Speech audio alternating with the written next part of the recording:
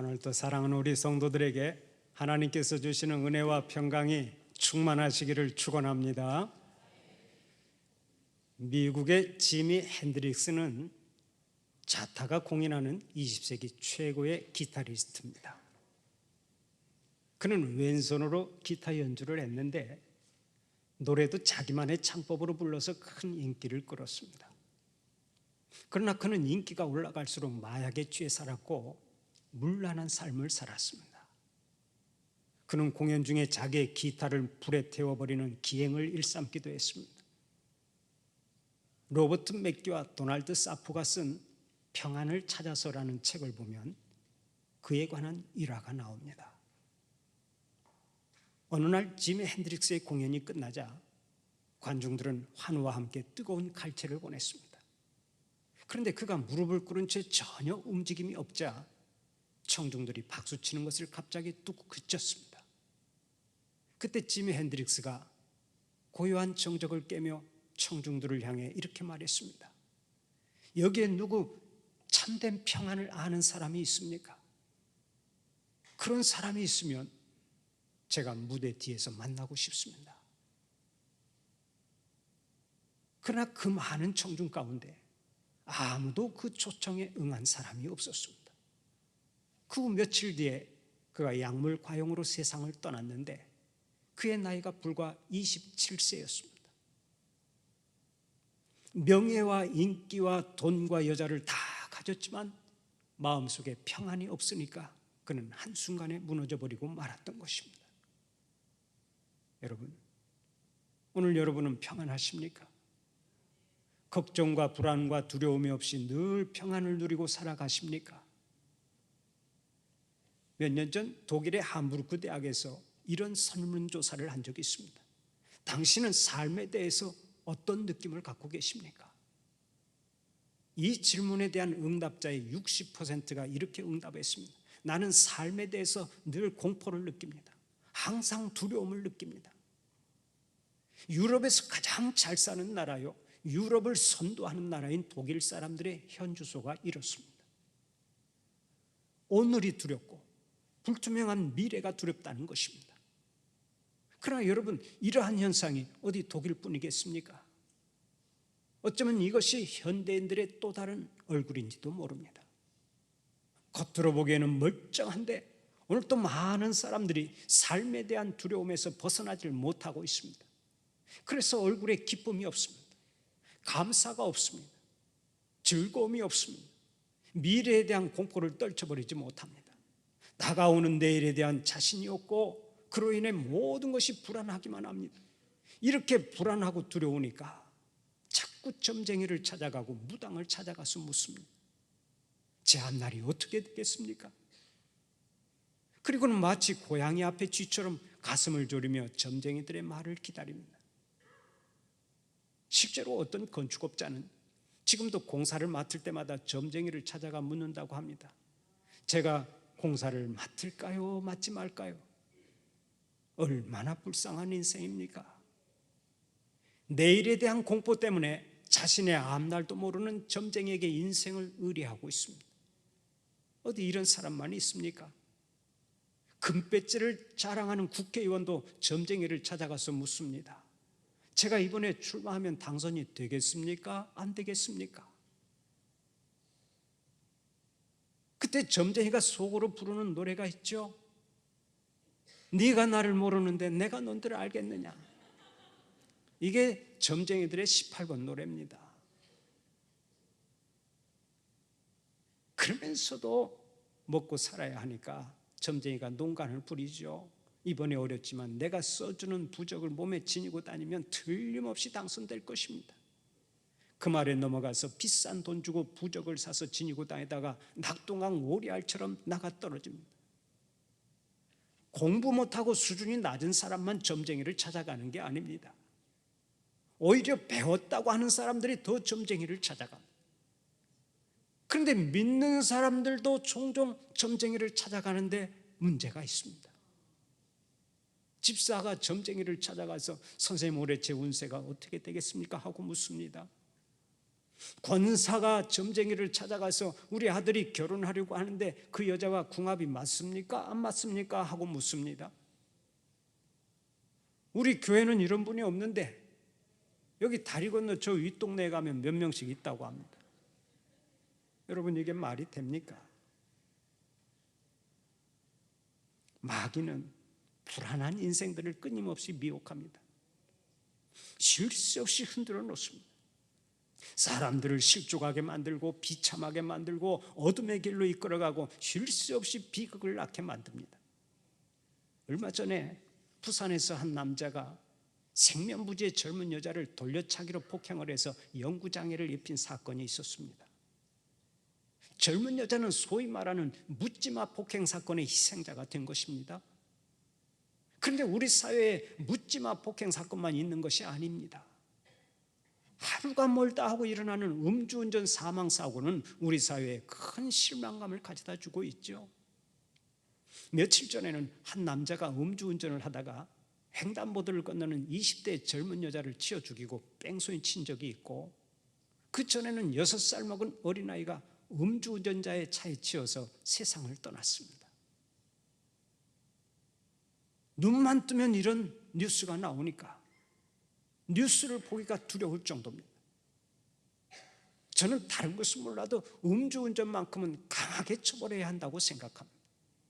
음주운전 자체가 살인행위요, 살인무기 아닙니까? 그런데 우리나라의 법은 너무도 물러터져서 음주운전을 하다가 사고를 내도 심신미약이라고 해서 다 풀어주니까 날이 갈수록 음주운전자가 늘어나는 것입니다. 음주운전은 살인미수행입니다. 그러므로 음주운전은 흉내도 내지 말아야 하는 거예요. 그러면 사람들이 왜 그렇게 술을 마십니까? 모두가 다 영혼의 목마름 때문입니다.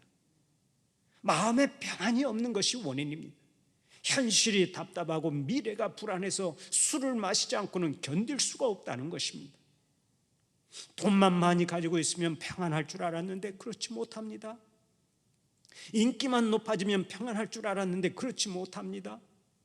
권세만 잡으면 평안할 줄 알았는데 그렇지 못합니다. 세상 쾌락과 짝을 짓기만 하면 평안할 줄 알았는데 그렇지 못합니다. 그래서 술을 퍼마시고 술에 취해서 살 수밖에 없다는 것입니다. 그런 의미에서 마음의 평안이 얼마나 중요한지 모릅니다. 우리에게 마음의 평안이 없으면 결국 모든 것이 실패로 끝나는 것입니다. 그러면 어떻게 해야 마귀가 주는 불안과 공포를 떨쳐버리고 늘 평안하게 살아갈 수 있습니까? 어떻게 해야 이 광야 같은 인생길에서 참 평안을 누리고 살아갈 수 있겠습니까? 다른 비결이 없습니다. 여호와 하나님을 바라보고 그분의 손을 붙잡고 사는 것만이 비결인 줄 믿으시기를 바랍니다. 일체의 다른 길이 없습니다. 왜 그런 줄 아십니까? 인생의 주인 되시는 하나님만이 우리에게 진정한 의미에서의 평안을 주실 수 있기 때문입니다. 나를 지으시고 나를 이 세상에 보내시고 오늘 또 나를 다스리시고 걸음걸음 인도하시는 분이 여호와 하나님이시라면 그분 하나님을 떠나서 어떻게 평안을 누릴 수 있겠습니까? 잊지 마십시오. 내가 내 인생을 시작한 것이 아닙니다. 내가 내 인생을 주장하는 게 아닙니다. 내가 내 인생을 성공적으로 이끌어가는 것이 아닙니다. 내 인생을 내 마음대로 할 것 같으면 불안하게 살아갈 인생이 이 세상에 어디에 있겠습니까? 내가 내 인생을 내 마음대로 할 것 같으면 실패할 인생이 어디에 있겠습니까? 내 인생의 시작과 과정과 결말이 다 주님의 손안에 있습니다. 주님만이 우리의 영원한 소망이 되시고 주님만이 우리에게 참 평안을 주실 수 있는 것입니다. 그래서 주님은 오늘 또 요한복음 14장 27절을 통해 이렇게 말씀하십니다. 평안을 너희에게 끼치노니 곧 나의 평안을 너희에게 주노라. 내가 너희에게 주는 것은 세상이 주는 것과 같지 아니하니라. 너희는 마음에 근심하지도 말고 두려워하지도 말라. 평강의 주님께서 우리에게 평안을 주시겠다고 약속하십니다. 그러면 한평생 주님께서 주시는 평안을 지속적으로 누리고 살아가는 비결이 무엇입니까? 첫째로 하나님의 말씀을 잊지 않고 말씀대로 순종하며 살아야 합니다. 하나님의 말씀을 잊지 않고 말씀대로 순종하며 살아야 우리가 늘 평안을 누릴 수가 있는 거예요. 오늘의 본문 1절 2절을 보면 이렇게 말씀하죠. 내 아들아, 나의 법을 잊어버리지 말고 내 마음으로 나의 명령을 지키라. 그리하면 그것이 내가 장수하여 많은 해를 누리게 하며 평강을 더하게 하리라. 너무나 명쾌하지요. 하나님의 법, 다시 말해서 하나님의 말씀을 잊지 않고 그 말씀을 지켜 행하면 장수와 평강의 복을 더하신다고 약속하십니다. 하나님의 약속은 한 번도 바뀌거나 물리거나 변동된 적이 없습니다. 사랑하는 우리 성도들은 하나님의 약속을 믿고 오직 하나님의 말씀대로 살아서 하나님께서 주시는 평강이 늘 충만하시기를 축원합니다. 우리가 한평생 복되게 살아가려면 하나님의 말씀에 대한 오해가 없어야 합니다. 사람들 가운데는 하나님을 열심히 믿으면 뭔가 손해를 볼 것 같은 피해의식을 가지고 있는 사람들이 있습니다. 이런 사람들이 말씀에 대해서 오해를 하는 거예요.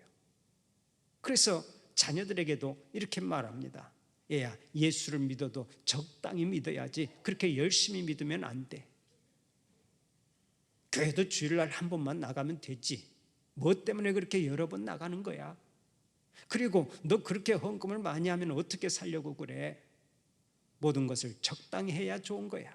또 교회에 가면 하라는 것과 하지 말라는 것이 많은데 그 계명을 다 지키고 살려면 너의 인생은 없어져 버리는 거야. 갈 곳도 많고 즐길 것도 많은 세상에서 인생을 즐기려면 너무 깊이 들어가면 안 돼. 예수를 믿어도 적당히 믿어라. 알겠냐? 그렇게 가르치는 부모가 있어요.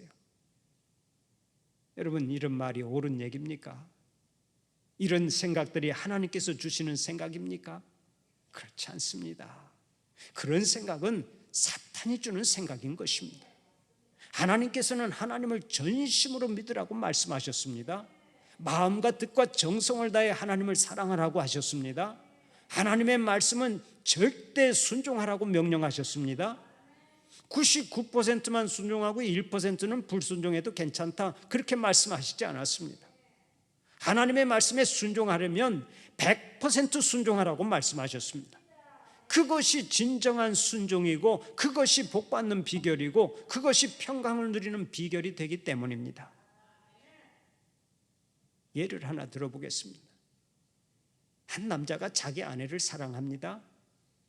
그런데 1년 365일 중에 364일은 죽도록 사랑하는데 1년에 딱 한 번 8월 15일만큼은 광복절 기념으로 딴 여자를 사랑한다고 해봅시다.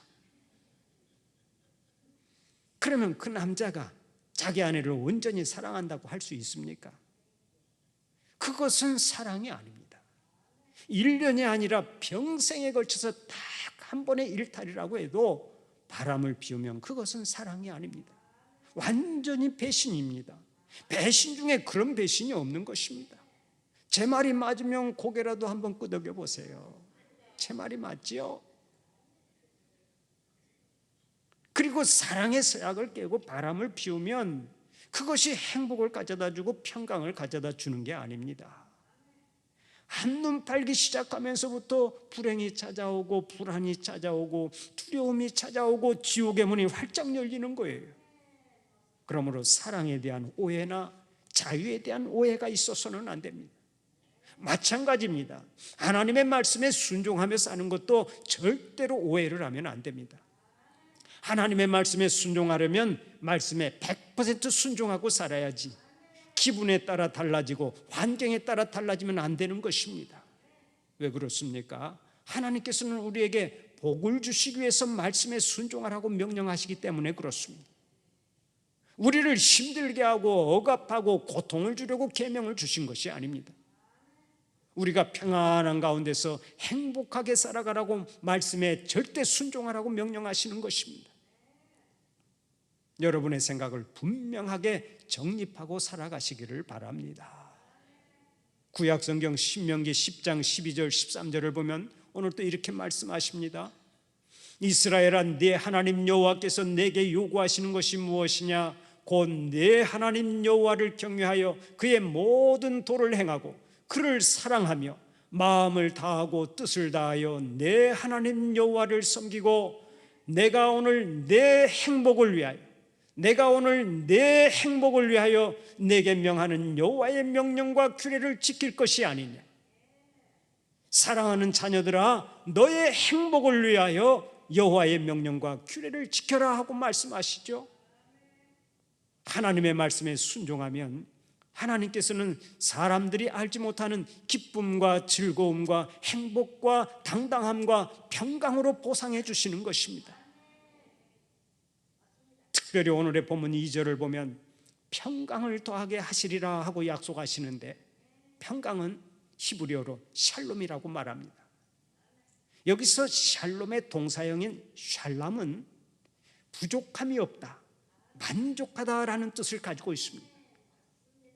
그러니까 평강의 복을 주시겠다는 약속은 우리에게 부족함이 없도록 만족하게 채워주신다는 말씀입니다. 우리가 아무리 많은 것을 가지고 있다 해도 마음이 평안하지 않으면 그것은 참된 행복이라고 말할 수 없습니다. 왜 그런 줄 아세요? 진정한 행복은 인생의 주인 되시는 하나님과의 관계 속에서 하나님이 주시는 평강 가운데서 결정되기 때문에 그렇습니다. 하나님께서는 오늘 또 우리에게 약속하십니다. 너희가 나의 법을 잊지 않고 말씀에 순종하기만 하면 일평생 평강을 누리고 살아가도록 복을 주마. 이것이 하나님의 약속의 말씀입니다. 사랑하는 우리 성도들은 이 약속을 믿고 언제나 말씀에 100% 순종하고 살아서 모든 일에 승리하고 항상 평강의 복을 누리는 자들이 되시기를 축원합니다. 두 번째로, 여호와를 신뢰해야 합니다. 여호와를 신뢰할 때 우리가 평강을 누리고 살아갈 수가 있어요. 오늘의 본문 5절을 보면 이렇게 말씀하죠. 너는 마음을 다하여 여호와를 신뢰하라. 여호와를 신뢰하라 하는 것이 평안의 비결임을 가르쳐 줍니다. 여호와를 신뢰하는 것이 평안의 비결이에요. 여기서 신뢰하다라는 말은 어떤 대상에 전적으로 몸을 의지하여 기댄다라는 뜻입니다. 이는 온전한 의탁과 믿음을 가리킵니다. 그러므로 이 말씀은 삶의 모든 영역을 하나님께 맡겨버리라라는 뜻입니다. 사람 의지하지 말고 나 자신도 믿지 말고 나의 인생 전체를 오직 하나님께 의탁하라는 말입니다. 왜 그렇습니까? 하나님께서 내 인생을 지으셨기 때문에 그렇습니다. 하나님께서 나를 보내셨고 지금도 내 인생을 주관하고 장래에도 나를 인도하실 분이 여호와 하나님이시라면 하나님을 의지하지 아니하고 누구를 의지하겠습니까? 오직 하나님만을 신뢰하고 하나님만을 의지하며 살아가는 여러분들이 되시기를 바랍니다. 나의 부모가 든든한 울타리 같지만 끝까지 의지할 존재가 못 됩니다. 나의 자식이 든든한 울타리가 되어줄 것 같지만 그렇지 못한 것이 우리의 실존입니다. 나의 배우자가 끝까지 나를 지켜주고 이끌어주고 보호해줄 것 같지만 그렇지 못한 것이 우리의 실존입니다. 그래서 우리 곁에 있는 사람들은 하나같이 신뢰할 대상이 못 되는 것입니다. 나의 부모도 신뢰할 대상이 아니고 나의 자식도 신뢰할 대상이 아닙니다. 나와 가장 가까운 존재인 나의 배우자도 마찬가지고 심지어는 나 자신도 마찬가지입니다. 나 자신은 아무리 살펴봐도 도대체 믿을 구석이 별로 없지 않습니까? 나의 의지나 나의 결심이나 나의 건강이나 나의 생명을 어떻게 믿을 수 있습니까? 지금 여기서 아무리 큰 소리를 쳐도 내일 일을 장담할 수 없는 존재가 바로 우리들인 것입니다. 이병범 목사님의 저서 이제는 누구 차례인가 라는 칼럼집이 있습니다. 그 책을 보면 이런 내용이 나옵니다. 한 여인이 있었습니다. 이 여인은 1973년에 미국 시카고로 이민을 갔다가 후에 뉴욕으로 이사를 갔습니다. 뉴욕에 살면서 좀 더 잘 살아보려고 10만 달러를 빌려 슈퍼마켓을 시작했습니다. 그런데 그때부터 신앙생활에 열심히 식었고 교회 출석도 게을리하게 되었습니다. 이 여인은 돈이 있어야 교회 생활도 잘할 수 있다고 생각하면서 먼저 슈퍼마켓을 살리는 일에 모든 힘을 쏟았습니다. 시간과 정력을 다 투자했습니다. 그러나 그렇게 노력을 해도 빚은 줄어들지를 않았습니다. 밤을 새워가며 더 열심을 내었지만 상황은 좀처럼 호전되지 않았습니다. 그러다가 사업을 시작한 지 3년이 지났을 때 몸에 이상이 생겼습니다. 병원에 가서 진찰을 받아보니까 위암 말기라는 진단이 나왔습니다. 의사는 6개월을 넘기기 어려울 것이라고 하는 선고를 내렸습니다. 하늘이 무너질 것 같은 충격을 받았습니다. 인생이 그렇게 허무할 수가 없었습니다. 그제야 그녀는 자신의 삶을 돌이켜보면서 이렇게 생각을 했습니다. 내가 인생을 참 잘못 살았구나. 그리고서 자기 언니가 문병을 가자, 언니, 나 인생을 잘못 살았어. 내가 인생을 정말 잘못 살았어 하고 뜨거운 눈물을 흘리더라는 거예요. 임종의 시간이 되었습니다. 교회 목사님이 찾아갔습니다. 그러자 그 여인이 목사님에게 간곡히 부탁했습니다. 목사님, 나 한 번만 꼭 안고 기도해 주십시오. 나 한 번만 꼭 안고 기도해 주십시오. 목사님이 뼈만 남은 여인을 안고 간절히 기도했습니다. 그러자 사랑하는 그 주님의 종이 눈물의 기도와 함께 세상을 떠나더라는 거예요. 지금 내가 가장 믿을 수 있다고 생각하는 나 자신도 사실은 신뢰할 수가 없는 존재입니다. 어떻게 나를 100% 신뢰할 수 있습니까? 질병 하나 이기지 못하는 나를 어떻게 신뢰하고, 변덕이 죽을 듯 하는 나를 어떻게 신뢰하고, 모든 일에 한계가 있는 나를 어떻게 신뢰할 수 있느냐 하는 것입니다. 내가 끝까지 믿고 의지하고 신뢰할 수 있는 분은 오직 여호와 하나님 한 분뿐인 줄 믿으시기를 바랍니다. 그런 의미에서 사람 신뢰하지 말고 사람 의지하지 마세요. 사람은 믿을 존재가 아닙니다. 끝까지 신뢰할 존재가 아닙니다. 사람은 오직 사랑의 대상에 불과한 것입니다. 그래서 저도 제 아내에게 종종 이렇게 말합니다. 여보, 절대로 나를 믿지 마시오. 나는 언제 어떻게 될지 모르니까 나를 믿지 마시오. 그래도 아내는 저한테 이렇게 응수를 합니다. 그런 소리 하지 마세요. 나는 당신 없이는 못 사니까 절대 무리하지 마시고 건강하게 살다가 나중에 꼭 함께 죽읍시다. 그렇게 말하니까 듣기는 참 좋습니다마는, 그래도 정답은 알려주어야 하니까 제가 할 수 없이 찬송으로 가르쳐주곤 합니다. 의지하세, 의지하세, 주 의지하세. 남편 말고 주 의지하세. 제가 그 찬송을 여러 번 불러줬어요. 주 의지하세, 주 의지하세, 주 의지하세. 그것이 비결입니다. 한 생을 성공적으로 살아가는 비결이 바로 거기에 있는 거예요. 그런 의미에서 한번 따라서 해봅시다. 사람 의지하지 말고 주님만 의지하자. 주님만 신뢰하고 살자. 아멘입니까? 시편 118편 8절 9절을 보면 오늘도 이렇게 말씀합니다. 여호와께 피하는 것이 사람을 신뢰하는 것보다 나으며 여호와께 피하는 것이 고관들을 신뢰하는 것보다 낫도다. 이 말씀은 사람을 믿고 자신의 인생을 맡겨보았더니 남는 것은 실망이요 상처투성이요 속은 것밖에 없더라 하는 것입니다. 그래서 하나님을 전심으로 의지하여 보았더니 흔들리지 않는 반석과 같이 되었다는 고백입니다. 기억하세요. 하나님을 신뢰하면 하나님은 우리의 삶을 책임져 주십니다. 내 맘대로 살고 내 고집대로 사니까 인생이 상처투성이요 실패로 끝나는 것이지, 하나님을 신뢰하면 절대로 실패가 없습니다. 오직 변하지 않는 하나님만을 신뢰하고 하나님께 삶 전체를 맡기는 자들이 되어서 항상 평안이 넘쳐나는 여러분들이 되시기를 바랍니다. 마지막으로 악에서 떠나야 합니다. 악에서 떠나야 언제나 평안을 누리고 살아갈 수가 있습니다. 오늘의 본문 7절을 보면 이렇게 말씀하죠. 너는 여호와를 경외하며 악을 떠날지어다. 악을 떠나라고 명령하십니다. 왜 그렇습니까? 악에서 떠나야 평안을 얻을 수 있기 때문입니다. 아무리 회개를 하고 주님께 용서를 받았다 해도 악에서 떠나지 않으면 평안이 없습니다.